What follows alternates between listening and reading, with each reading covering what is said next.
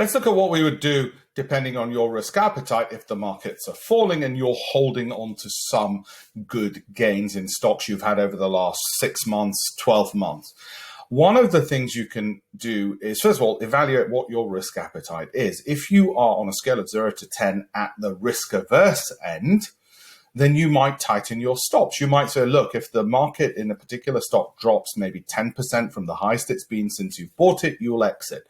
If you're more risk loving, such as me, because my appetite's going to be different to yours, my assets are different to yours, and so on and so forth, then you may well turn around and say, you know what I'll do? If it drops 25% from the highest it's been since I've bought it, I'll exit, which is my normal rule, by the way.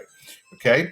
Separate to all of that, you have the rule that maybe you'll find a balance in between, again, depending on your appetite. We really find our risk appetites when stocks are falling. So, for instance, you'll turn around, you'll say, well, if it drops 15% from the highest it's been, I'll sell half my position. If it drops another 15, I'll sell the other half. It's one way in order for you to protect the gains you've got, but not have a massive opportunity cost of, well, what if it doesn't continue falling? What if it goes back up? Then you're going to have got out prematurely. And most people who are risk averse are more than happy to exchange future opportunities in return for certainty today.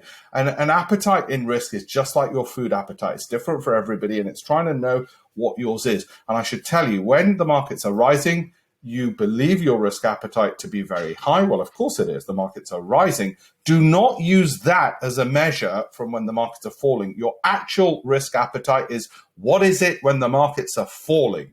When they're falling, that's what your actual risk appetite is, unless you've got a crystal ball and know exactly when it's going to rise and when it's falling.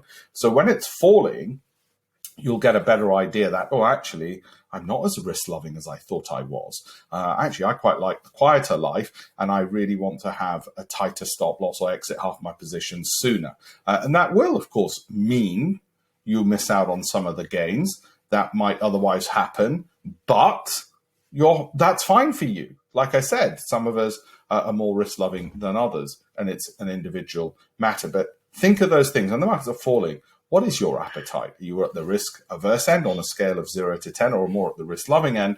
And wherever you are on that, then determine how much of your position you exit based on how much the price has fallen from the high point. Okay, there's some more links in the bio around this video for you to follow and learn a lot more completely for free. Lots of education as part of my campaign for $1million.com. Thank you.